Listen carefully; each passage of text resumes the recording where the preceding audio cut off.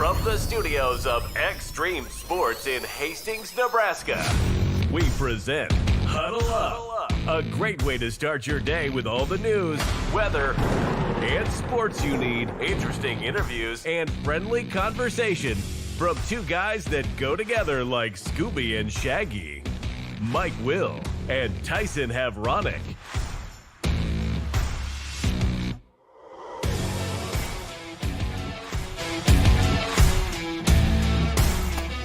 Well, good morning, everyone, and welcome to another edition of Huddle Up here on Extreme Sports. And welcome, I just realized, welcome to Friday the 13th. It's March 13th of 2026.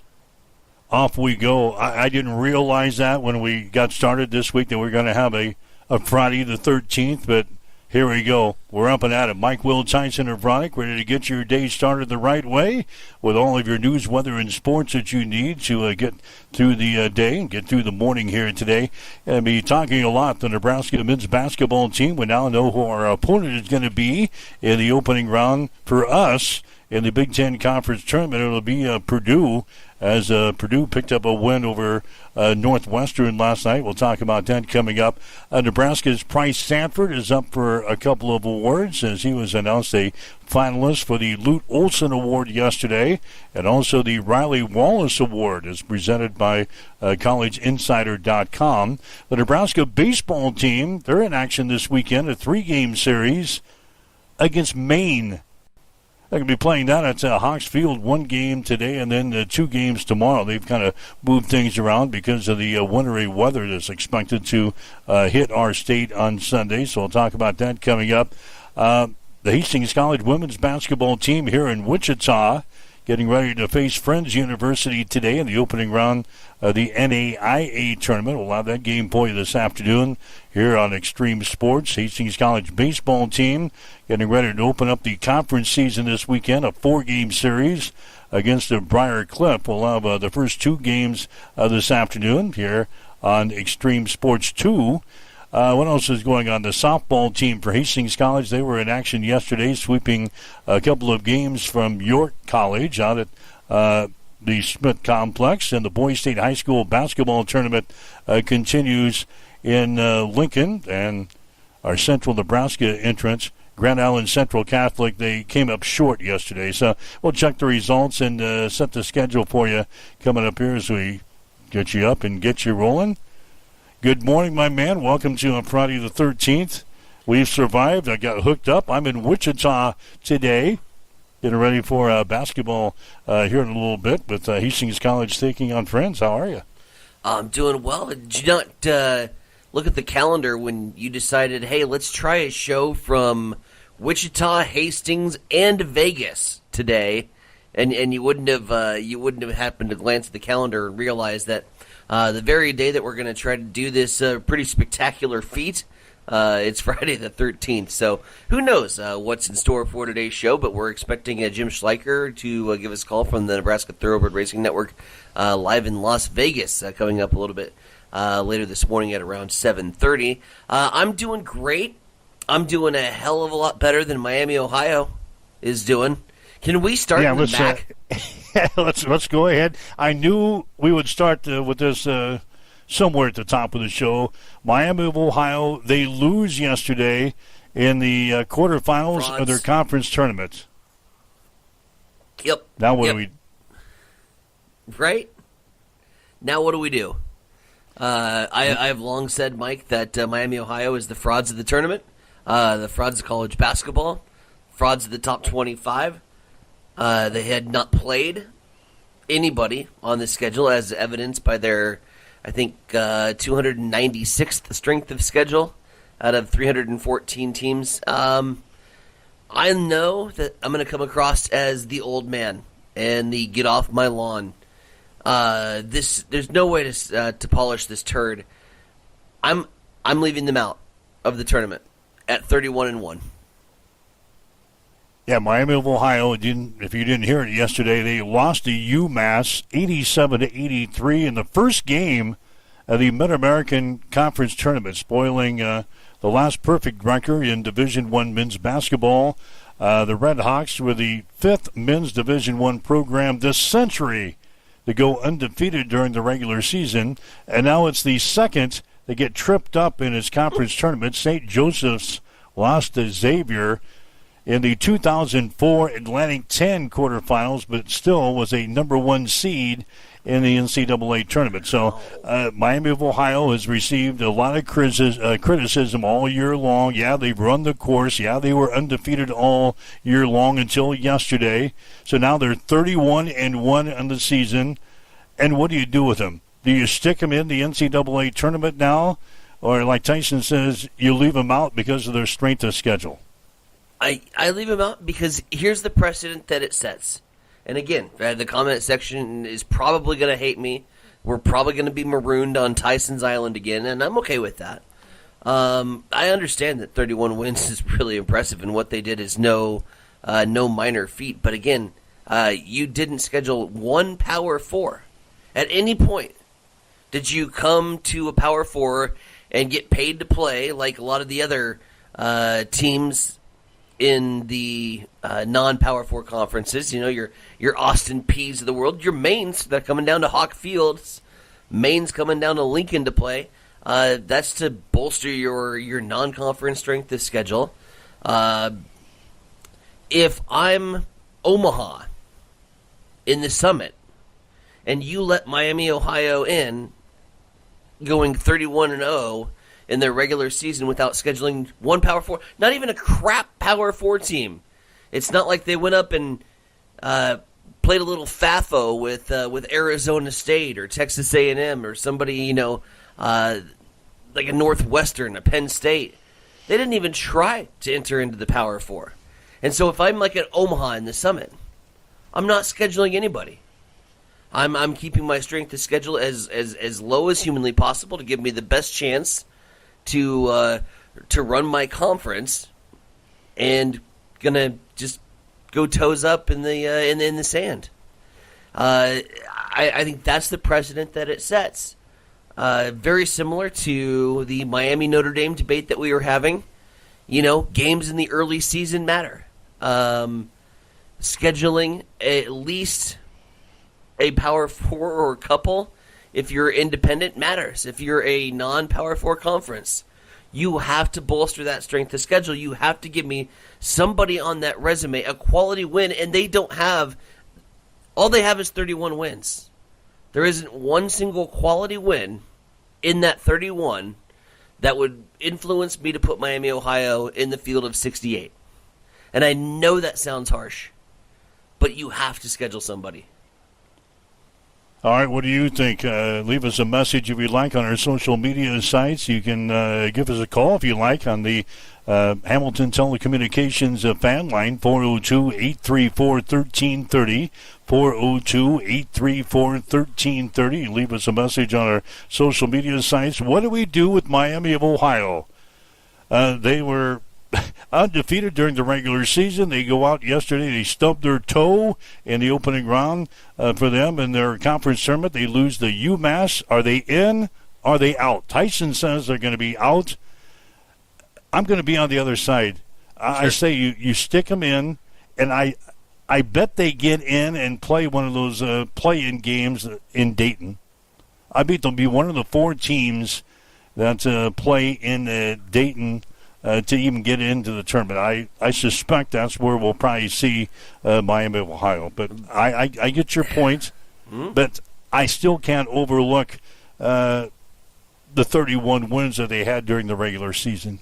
It's a lot, but it's there's no substance, and your only bad loss on your resume is glaring. It was the 8th best team in the Mid-American Conference. The resume doesn't add up for me, and I can't justify putting 2 schools from the MAC conference, even though I love me some MAC. Like, you're not going to find a bigger MAC supporter on a given Tuesday night watching college football, watching a little MACtion than me. I can't justify putting 2 schools from the MAC over a deserved Power 4 that just went through the ringer. Like you mentioned, Indiana, was a team on the bubble. They got bounced early in the Big Ten tournament. I would say they have a stronger case than Miami, Ohio. What happens if it comes down to that? Okay, you're on the selection committee. You're on the selection committee, and it comes down to, all right, do we put Indiana in? Do we put Miami of Ohio in? I don't think it's going to come down to those two schools, but I would cast my ballot for Indiana over Miami, Ohio. All right, so I can't justify putting two MAC schools in the tournament. I just can't.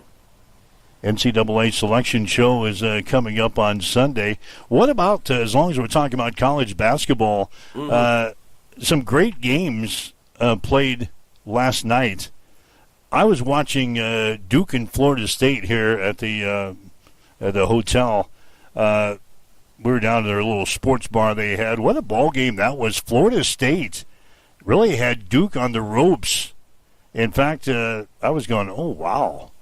What a story this is going to be. The number one ranked team gets knocked out in the opening round of the ACC tournament. Florida State had that game well in control.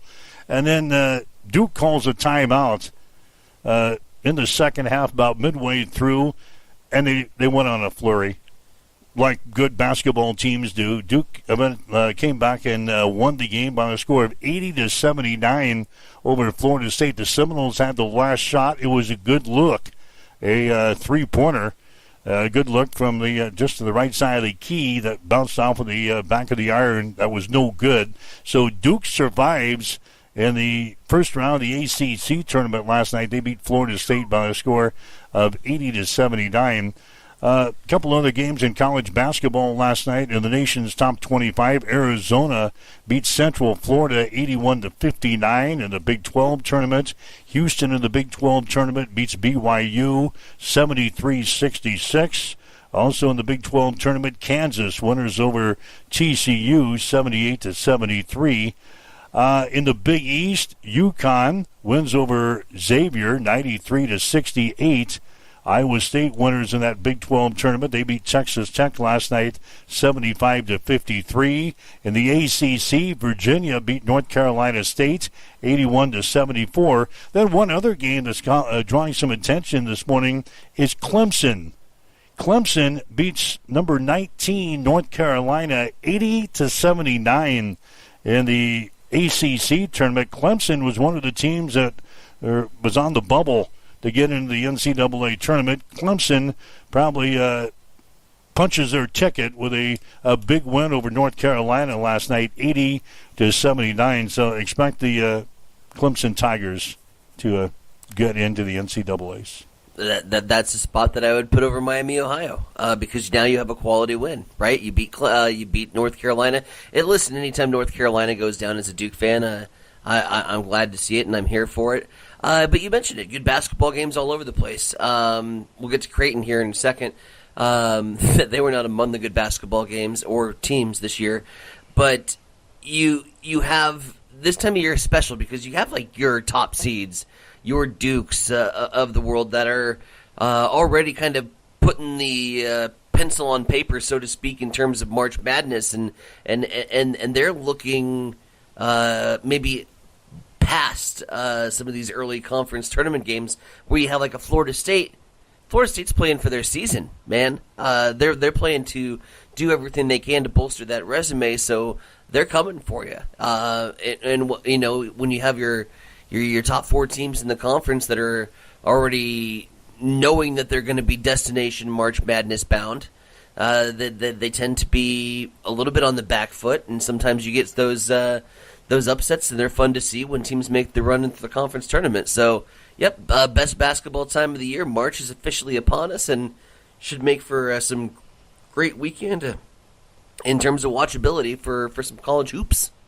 Yeah, we were together here, like I said, in the hotel last night watching a lot of college basketball. It just felt like the tournament was already underway.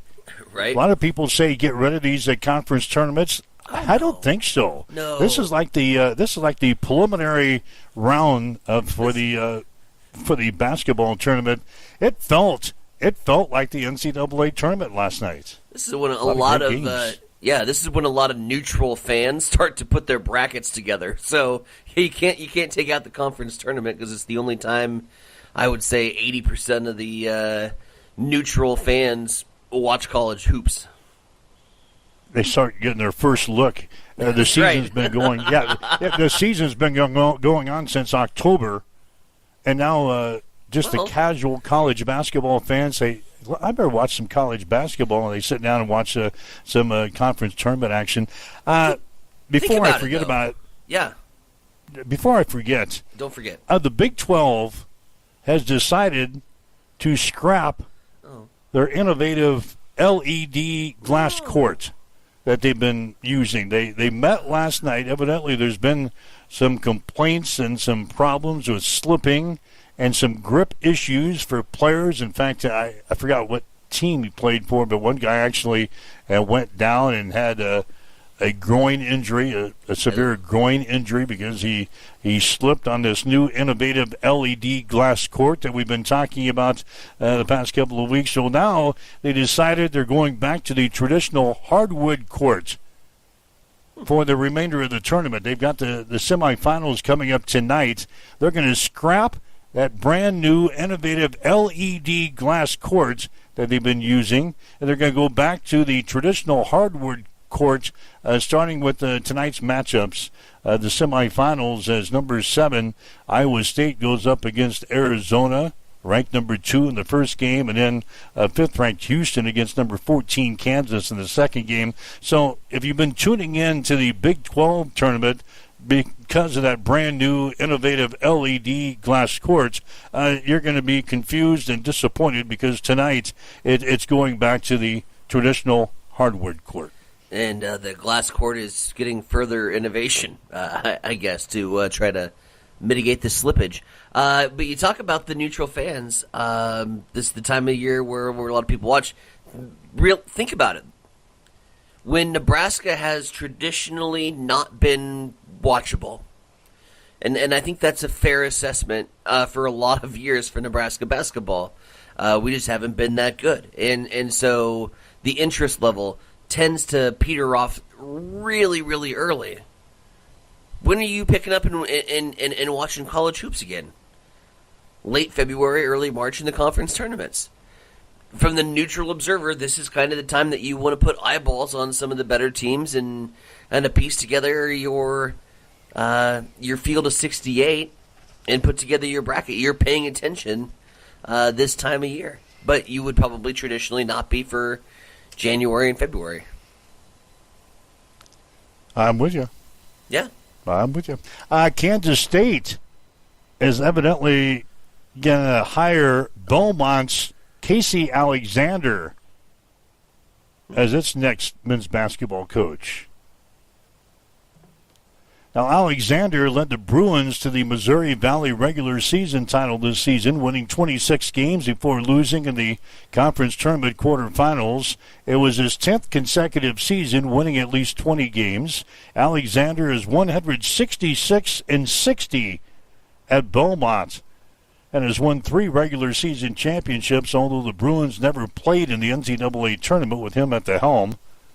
He also helped transition the program from the Ohio Valley Conference to the Missouri Valley Conference. Before taking over at Belmont, Alexander spent 6 seasons at Lipscomb, winning 1 regular season title and taking the Bisons to the NCAA tournament back in 2018. He also was a head coach at Stetson for 2 seasons. Mad Hatters. Yeah, that seems like a far reach for Kansas State, isn't it?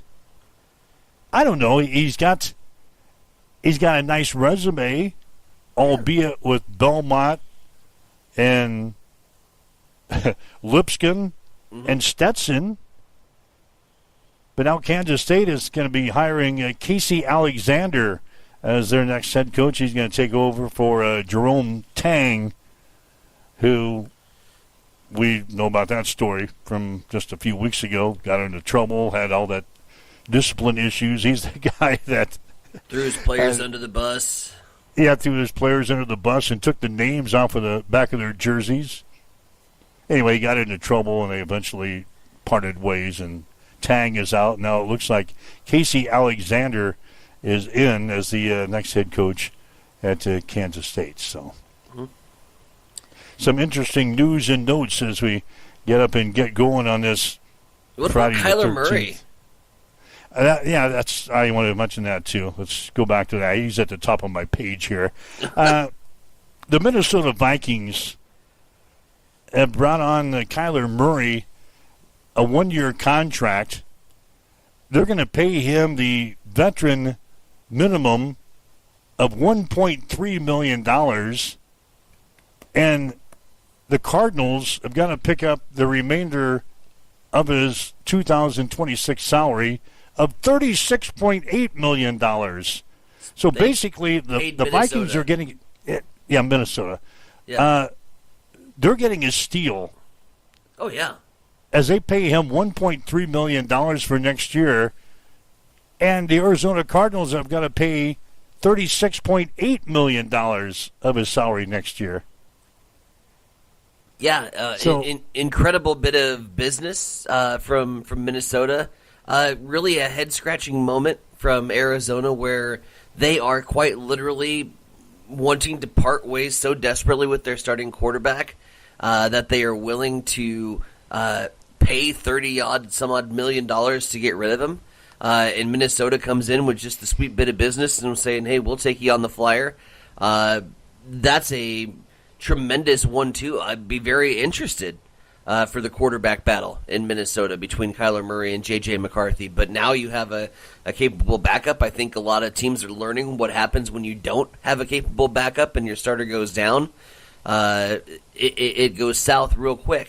And so Minnesota makes a very minimal investment for what I think could be a big-time payoff. Now, okay, you got both of these guys in camp. Yeah. I wouldn't really say J.J. McCarthy is going to be the starter for Week 1 of the 2026 season. Yeah, I know. I think it'd be a great battle. McCarthy, the number 10 pick in the 2024 draft, he finished with the lowest quarterback rating in the league last year. 35.6. That's not good. Nope. 35.6 was his quarterback rating. He had 10 starts. So that would be a good battle at Minnesota. Who's going to be the starting quarterback and who's going to be sitting on the sidelines holding the clipboard? Murray was 38-48 with the Cardinals, although injuries have been a big part of his career. Yeah. Yeah, he hasn't played a full season, I don't think.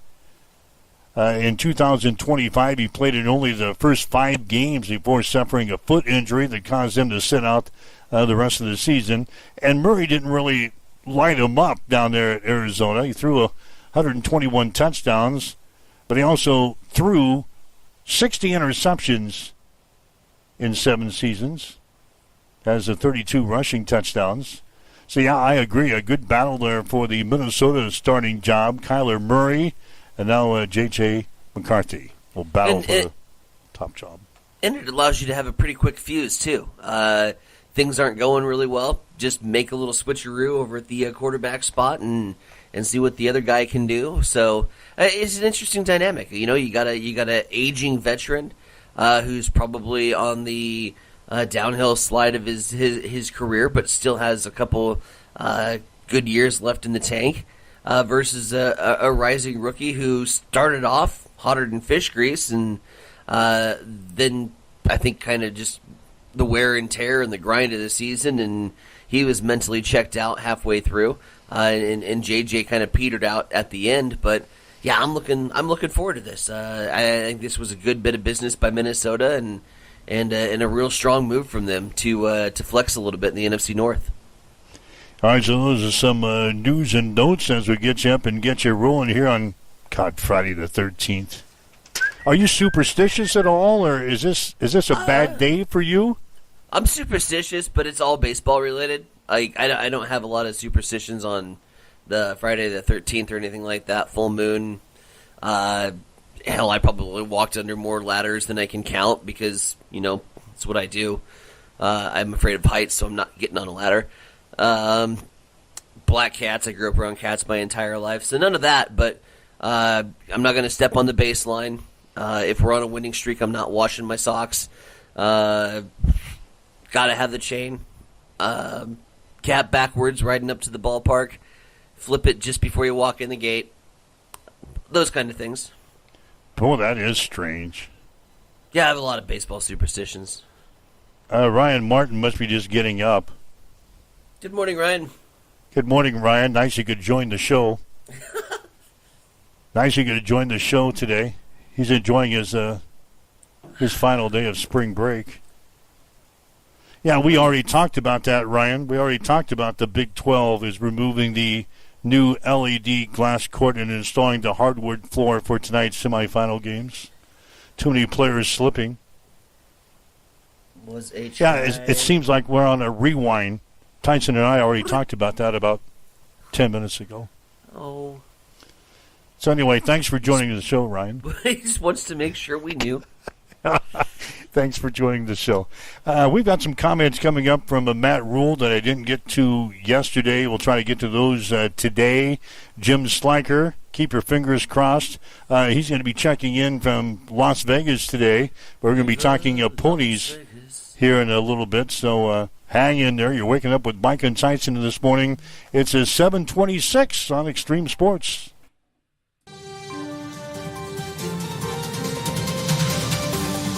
It's time for a morning news update on Extreme Sports.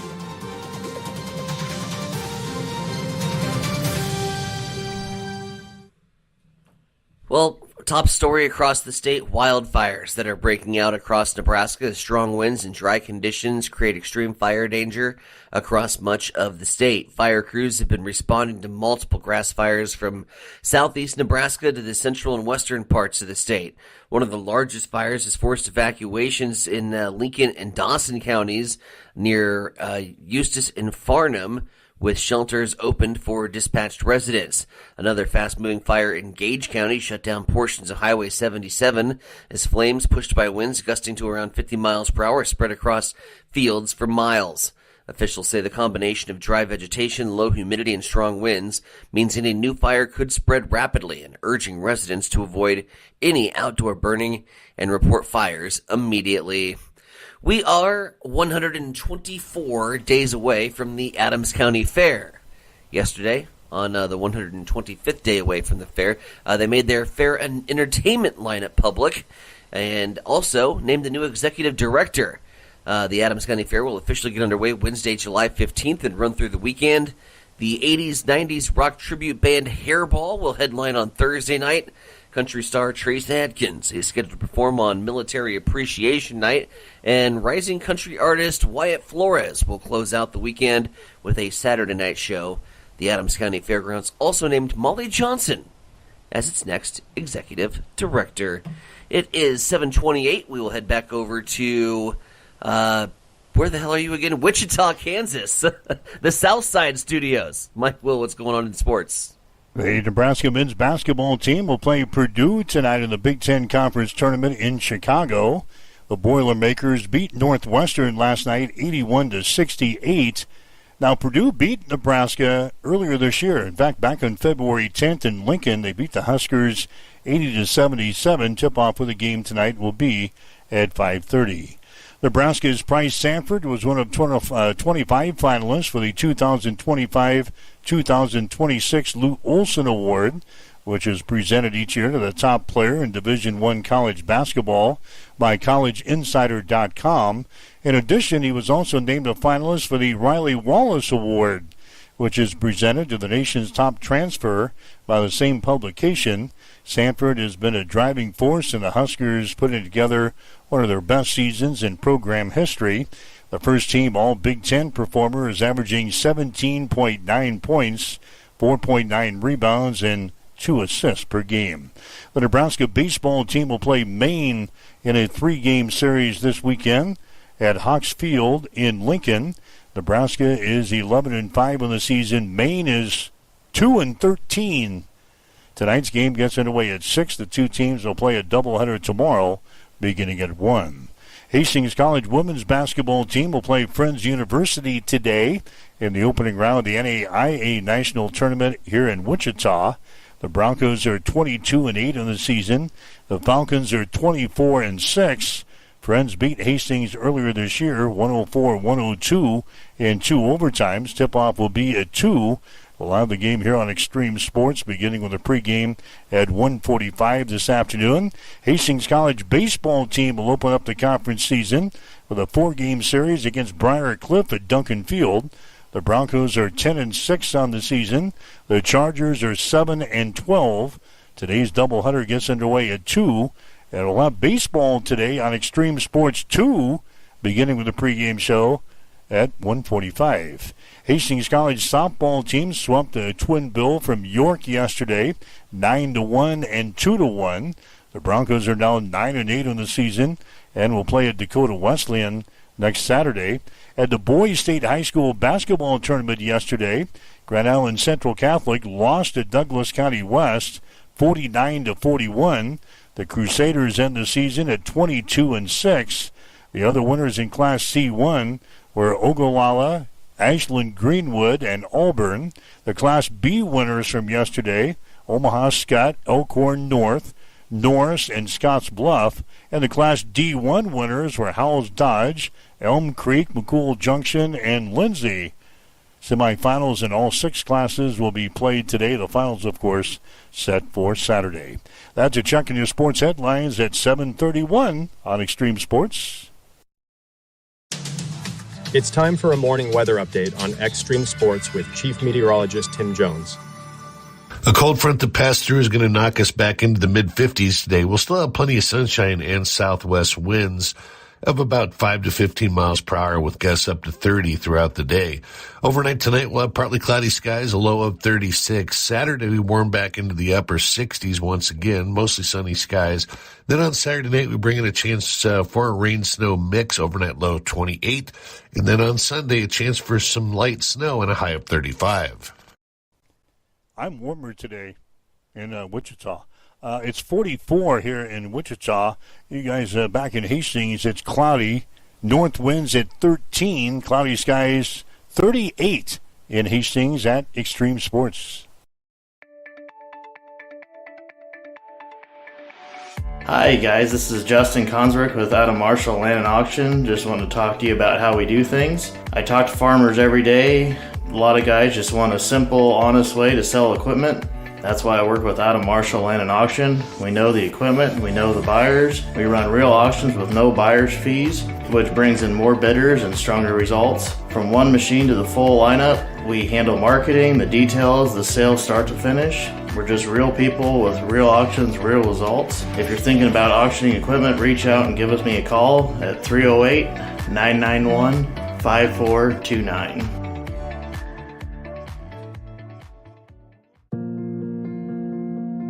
I'm John Butler, funeral director and owner at Livingston Butler Vollen Funeral Home and Cremation Center in Hastings. And I'm Nikki Butler, the advanced funeral planning specialist. Whether you choose a traditional service, cremation, or a unique memorial service, our experienced staff is here to help guide you through every step. Visit us at lbvfh.com to learn more about our services and how we can support you. Livingston Butler Vollen Funeral Home and Cremation Center. We are here when your need is greatest.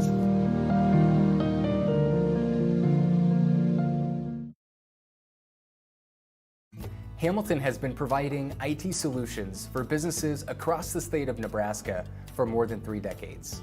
We know that Nebraska businesses are a driving force of support for the communities in which we live and work.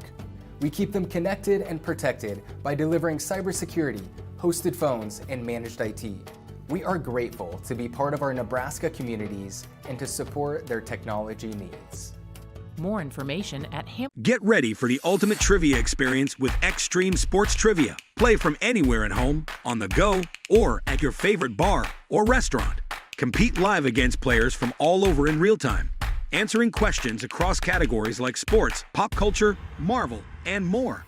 Want to see how you stack up? Track your progress with live leaderboards and aim for the top spot. It's free, fun, and super easy to play. So what are you waiting for? Sign up today at extremesports.com trivia and start playing now. And keep an eye out. We're coming soon to a bar or restaurant near you.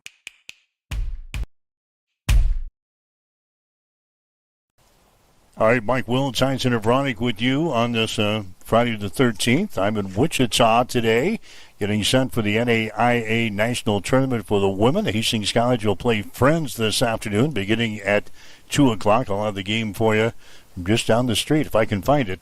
1:45 this afternoon from the Garvey Center. One thing I wanted to bring up, the Big Ten Conference Tournament last night.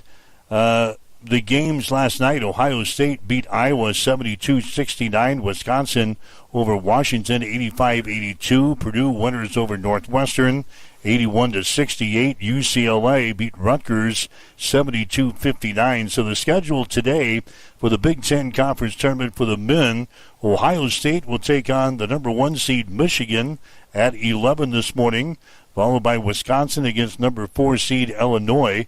They've got Purdue against the number 2 seed Nebraska at 5:30 this afternoon. That'll be followed up by UCLA against the number 3 seed in Michigan State. So that sets the table for the Big Ten Conference Tournament going on in Chicago. It's a Friday. We're running a little late, but what the heck? Let's talk ponies, shall we?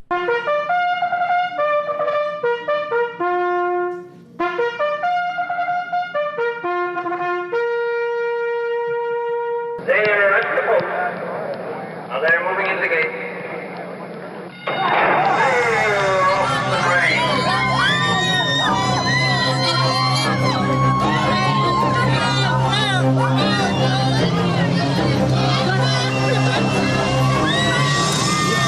And down the Suckley come in the Kentucky Derby, and Barbaro is running away. It's Edgar Prado aboard, and Barbaro is going to win this Derby by 6 lengths. Bluebest had second. From far back, Steppenwolf came on to be third. All right, it's Friday, and we always like to bring in Jim Slacker from the Nebraska Thoroughbred Racing Network to talk everything that's all ponies this weekend. Jimmy, you're out in Las Vegas this morning. It's bright and early out that way. What's going on? It is bright and early, 5:30 this morning, and everybody out here is really gearing up. I'm sitting here in the room now where the tournament's going on for the NHC, which is a national handicapping contest with the first money of over $4 million. The winner's going to take home over $825,000 on Sunday. This room is going to get exciting here in a couple hours when there's 823 contestants vying for that $825,000 win money.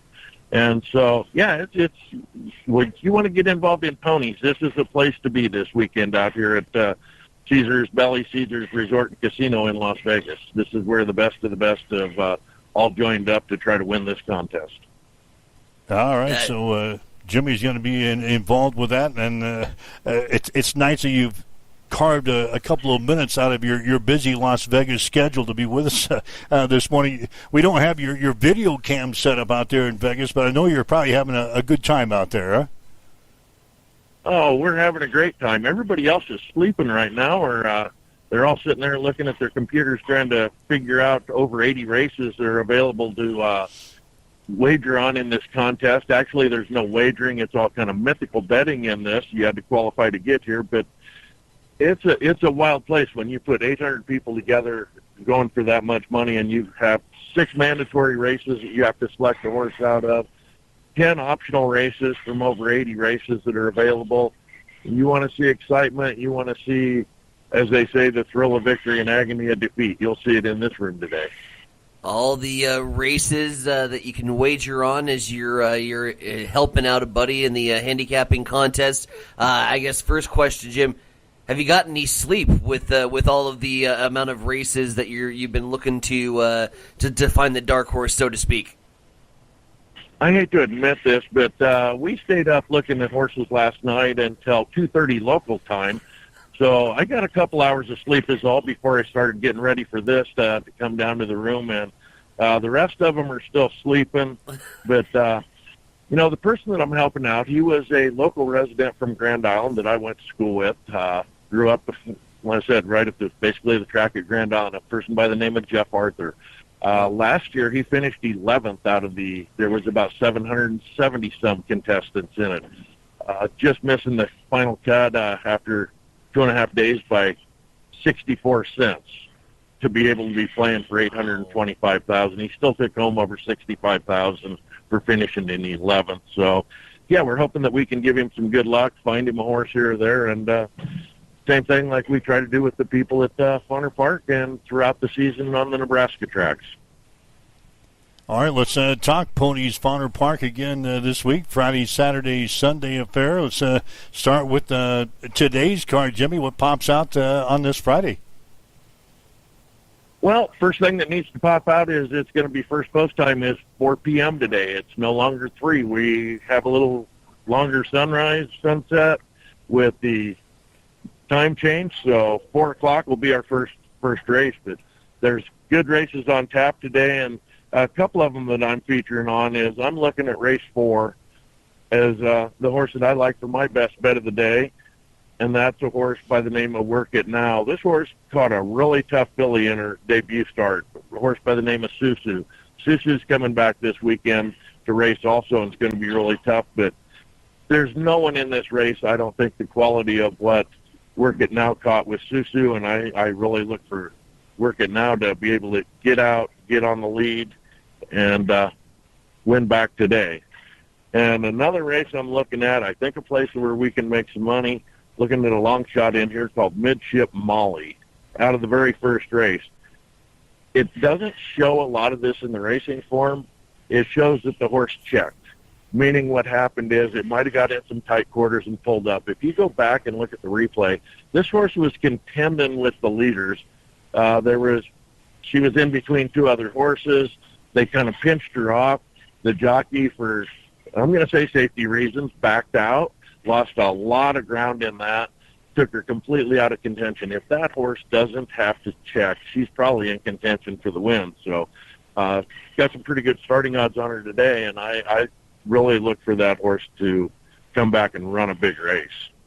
Again, Jim Schleicher from the Nebraska Thoroughbred Racing Network joining us live in Las Vegas here this morning as we kind of set the table for you for a weekend here back in Nebraska at Fawner Park as the Nebraska Thoroughbred Racing season well underway. Saturday's card, Jimmy, featuring the Orphan Kiss Stakes. That is running in the 9th race.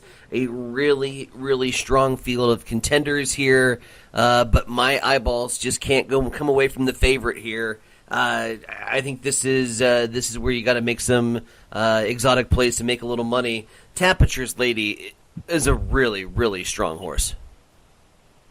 She is. She's had her one out this year. She come from off the pace to win that over many of these same horses. Like I said, by coming off the pace, that's something we haven't seen a lot of this year at Fawner Park. That shows the strength of Temperature's Lady. If you look at her trainer, Larry Donlin Jr. has really got his horses running this year. Larry doesn't have a very big barn, but what he has is runners, Temperature's Lady being one of them. You know, look for Temperature's Lady to be really strong. Now, I'm going to go a little bit different there just because I don't see a lot of pure speed in this race. I'm going to look a little bit different, and I'm going to go for the 3-horse Fast and Breezy coming out of the Marvin Johnson barn. That horse last time got out, got a pretty good lead, got some pressure towards the end, lost by a length and a quarter when Temperature's Lady come from off the pace. I really think this horse might be able to get out, get a comfortable lead this time, be able to relax out on the lead. I really think Valenciones can get that horse to relax. When you get them to relax, them horses, they'll actually be able to run farther. And I think that horse is going to have something left for Temperature's Lady today, or on Saturday in the Orphan Kiss Stakes. Jimmy, what else is on the card for Saturday? Well, there's 10 good races on Saturday, and Saturday's supposed to be pretty nice weather the way it sounds back there. All I can say, people, is please pray, though, for all our people out on the front lines fighting these fires. If I was back home, where I'd have been out there all night. There's some very large fires out there, and so that is a concern. But if we're going to look at racing and it's going to be hot just like those fires on Saturday, I'm going to go straight to the second race and look at a horse called Blistering in the Sun. I mean, that's what's caused all these fires. But that horse last time, she got out there, she wasn't able to relax like she should. She should be able to have an uncontested pace, though, today. or on Saturday coming out of that race. She should have some left also to get to the finish and get the win. She'll be struggling a bit, but I think she'll have a commanding lead that she'll be able to keep that. Now, for a horse that we might be able to make some good money on, I'm going to go all the way to the last race and race 10. The number 2 horse by the name of Flying Frisbee. Flying Frisbee, ironic is that horse was running out in New York. It's a Nebraska bred. It was running at Aqueduct, running open company. It didn't have to worry about catching, running against just Nebraska breds, what she's going to see here. And Kelly Martinez has had an off year so far. She was training horses on the back east, Kentucky. Nebraska had a lot better weather. She was out there, ice storms, a lot of days that they missed. There was one whole week that her horses missed training. This one would have been one of them. And if you look at Flying Frisbee, first race was pretty nonchalant, didn't break well, lagged back. This horse normally breaks towards the front of the field, and I look for Flying Frisbee to get out this time, make the lead. She's running against Nebraska breds. It's a lot easier competition than what she was seeing in New York. And when she was in New York, she had a first and a third out there. If she can run first and third against these horses out in New York at Aqueduct, I really think she can come back on Saturday to get the win. He's Jim Schleicher of the Nebraska Thoroughbred Racing Network. Jim, let's pay a bill. If people want your selections or want to view the entries or just want to keep up to date on horse racing news across the state of Nebraska, the Facebook group Nebraska Thoroughbred Racing Network is where you need to be. That is. We tried to get all the information out to you. We're gleaning some information out here from people like StatsMaster, RaceLens, Daily Racing Form.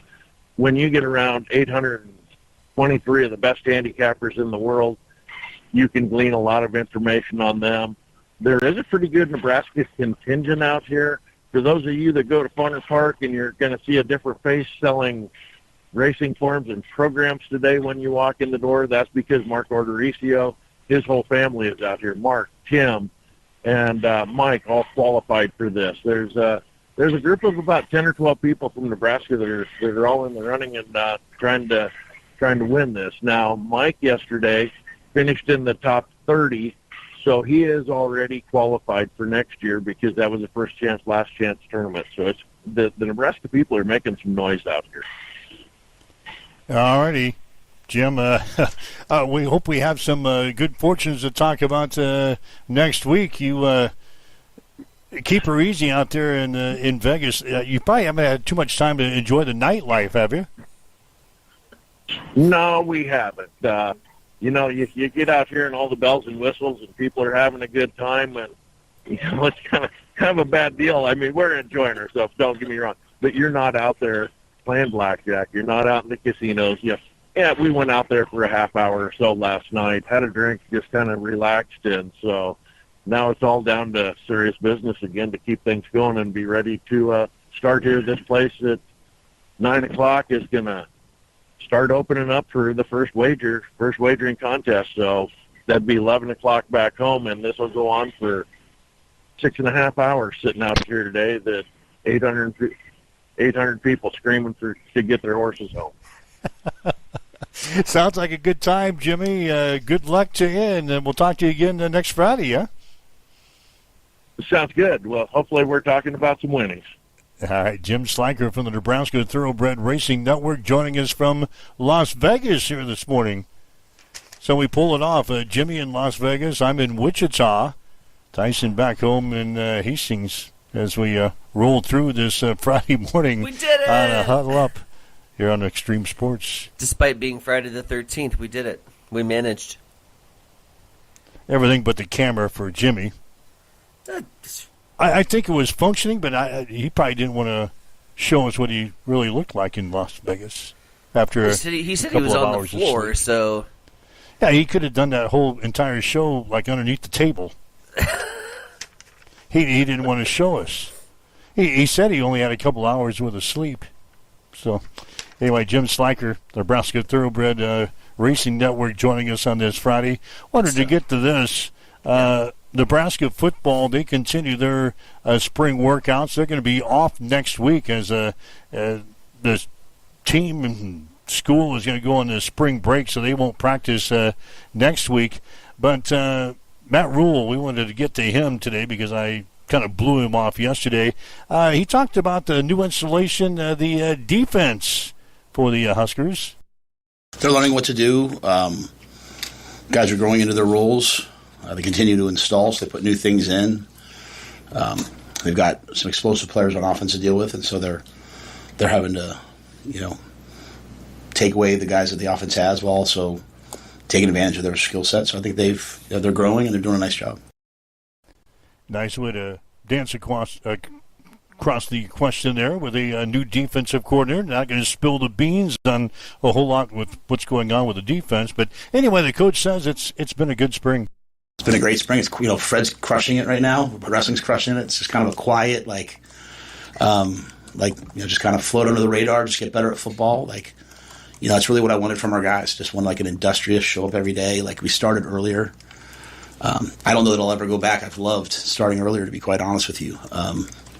Because a lot of these guys, they want football's their love, right? They want to do it. So getting them into football, I think, has been really good. I think we're getting better and better. Tomorrow night's practice, we'll have a red zone period. We'll have a coming out, backed up period. We'll have 2 minute. All the situations that you're going to hit in a game, we'll hit tomorrow night. So I think the football IQ, the amount of guys who came back, and then the experience and the football knowledge of the guys that have come in has really, really been good for us. Yeah, the coach says he's going to maneuver through the week off next week as if it was a bye week during the regular season. I looked at it I've never done a spring break over spring ball, but I also looked at it in this league. We're going to have one bye moving forward. There's going to be some short weeks, some long weeks, and we just have to. We've had a team that's really good when it's comfortable. When it gets a little bit uncomfortable, it gets a little bit jumpy. So we just threw something in there that was a little bit uncomfortable. So they have to go away for a week. I hope they all go have a great spring break, see their family. I know some guys will stay here, and as they always do, they just like living in Lincoln. Some guys, maybe they'll go to the beach or something. And coaches will get away. But I'm treating it like a bye week, right? We'll come back next Sunday night, and then we'll start on Monday. And that's what will happen next year. We'll play a ball game, take a week off, and then, I'm sure we'll be in school and stuff. But, we'll take a week off and come back, and we'll have to go play Washington at home that next week. So trying to just make it feel like a football bye week and then come back. So each player's going to have some decisions to make. They can, run a little bit during the week and make sure when they get back they're in shape, or they can take the week off. That's kind of the position that we're in, right? We've installed kind of a process and a system that they understand, and now they have to bring it to life and take advantage of their opportunities. And only so many guys can play. There's a lot of good players on this team, so if they want to play, they have to be out there to practice. And so just really kind of taking the onus after 3 years here, putting it back on them. Hey, this what the final week's going to be. It's a full game week leading into a spring game, and you're going to have to take care of yourself in the bye week. Yeah, as long as we're talking football, we might as well talk the quarterback room for the Huskers, and a lot of talk about our new quarterback in Anthony Calandria. Yeah, I think Anthony, he's got a burning desire to be great. He's unbelievably confident, yet unbelievably approachable and not cocky. I think that rubs off on the guys around him. He can extend plays. I think he can make plays with his feet. He'll throw the deep ball. He's not afraid by any stretch of the imagination. He wants the ball in his hands. He wants to make plays. And so he plays really fast. I think part of that is, having him make the right decisions at the right times while not slowing him down. But I think he's had a really good spring so far.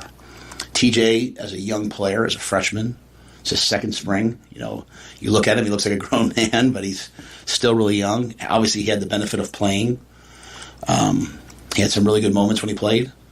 And, you can tell him after having played and now watching Anthony play, you can see him speeding up and getting through everything that he's doing. And then Danny's a guy that really smart. His brain processes really quickly. He can see it and just keep getting reps. And then Bodie's done a nice job getting reps too. So I think it's a really healthy quarterback room. And like I said, to have 3 guys out there that have played as much as they've played is it's pretty unique, and it's a cool thing to see. That's Husker head coach Matt Rule. Again, the Huskers will be off next week as far as their spring drills are concerned. They'll get back at things the following week, and then the spring football game is coming up later on this month.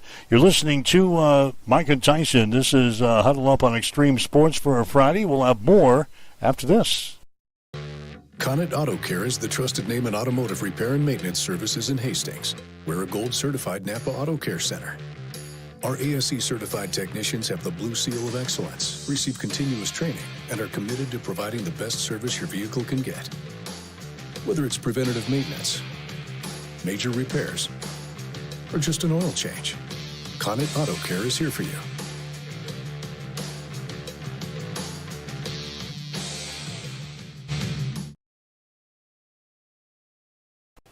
All right, Mike Will, Tyson and Vronic. It's Friday the 13th. So far, so good. Hopefully you're not too superstitious to get through the day here today. Don't forget, Sunday is the NCAA selection show for the big basketball tournament.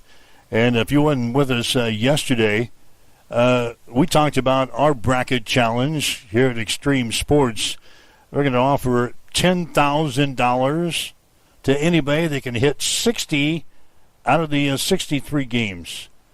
A lot of the pools that you hear about for the brackets are a perfect bracket. You win a bunch of money.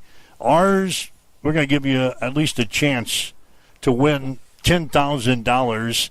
You got to hit 60 out of the 63 games. If you do that, we'll give you $10,000. $10,000 cash. 3 strikes, you're out, basically. Yeah, at least you get you 3 can wrong. miss. Yeah, you can miss a couple of games. That's cool. So if you can do that, we'll give you $10,000 at the end of the tournament. If a couple of people go 60 or above, you'll split the $10,000. It's a $10,000 pot. It's coming out of your salary, right? Not mine. Because I didn't sign off on that it yet. Yeah, we haven't determined that yet, or where the $10,000 is going to come from. The bookkeeper says we have $10,000. She didn't say if it was out of my salary or yours. So, anyway, if anybody hits that, we'll give you $10,000. We've got some great prizes for first, second, third, and fourth in our bracket challenge. We put those up on the social media sites yesterday, and we'll do that again today if you missed those. But what I'm trying to get to is that the brackets are going to come out on Sunday. You can get signed up. Go to our website at x-streamsports.com. You can do it with your desktop or your mobile devices. Go to the website and go to the top of the page where it says Games. Click on Games, and you'll see the bracket challenge. You can get the preliminary work all filled out, your name and just the easy stuff, and then you can come back and get the brackets when they're officially released on Sunday and fill those out. Games will get underway next Thursday, so obviously all the games and all the brackets need to be into us by Thursday of next week, but we'll talk about that next week. The bracket challenge, but I wanted to get that out there. Our $10,000 bracket challenge is alive and well. Get signed up for that when you have a chance to here today. Get the preliminary work out of the way. We're going to be busy today here on the air. I'm here in Wichita. I'll have the NAIA women's basketball opening round game between Hastings College and Friends. That will tip off at 2 o'clock from the Garvey Center. 1:45 for the pregame show here on Extreme Sports. You will be at Duncan Field today. Hastings College baseball with Briar Cliff as they begin their conference season today with the Chargers. There'll be a doubleheader beginning at 2, and we'll have the games on Extreme Sports 2 this afternoon. Same starting time.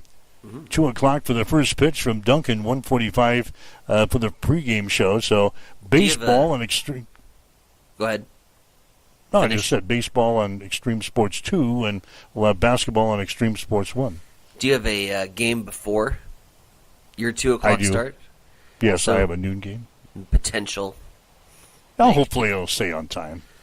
It generally does, but you never know. National tournament games, they usually try to keep those on schedule. So, anyway, we'll be on the air somewhere around 2 o'clock with basketball. And then, same story for tomorrow. You've got baseball over on Extreme Sports 2. A little earlier start tomorrow, 11:45 for the pregame there. Hastings College wins today. They'll play again tomorrow at 2. And we'll have that game here on Extreme Sports 1. They'll play either Corbin of Oregon or Texas A&M San Antonio. I did some work already on the Corbin. They look good. They look good. They look good. The number 3 seed in our Kramer quadrant.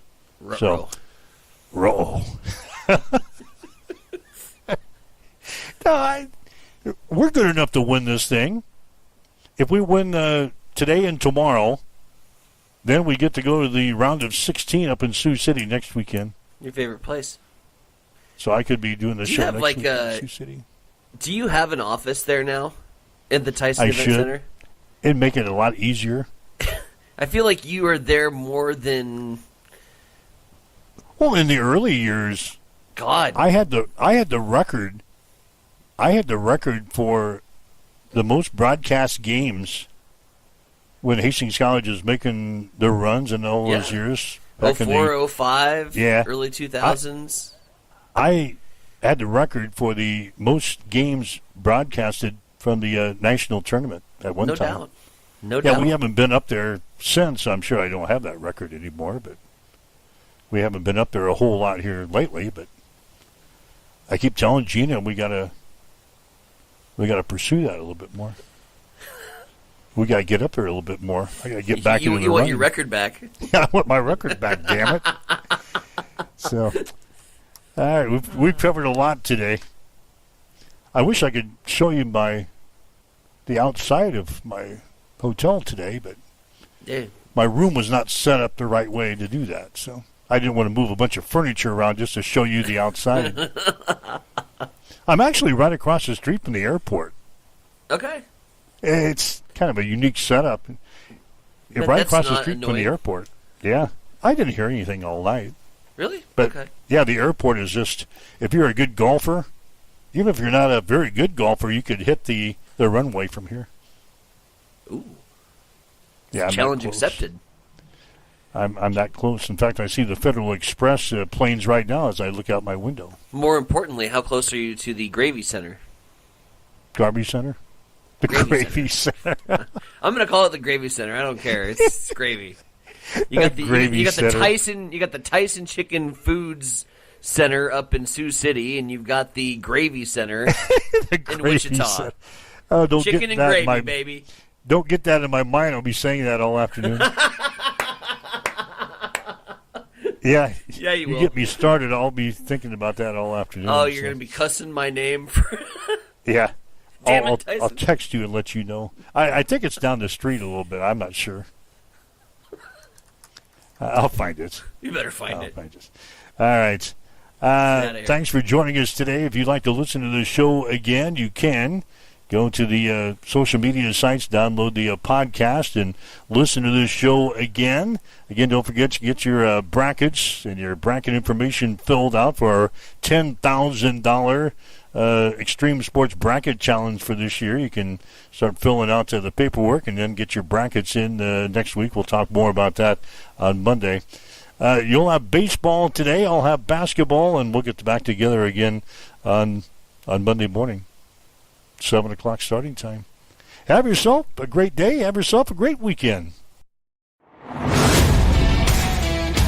You've been listening to Huddle Up on Extreme Sports, Central Nebraska's new home for sports.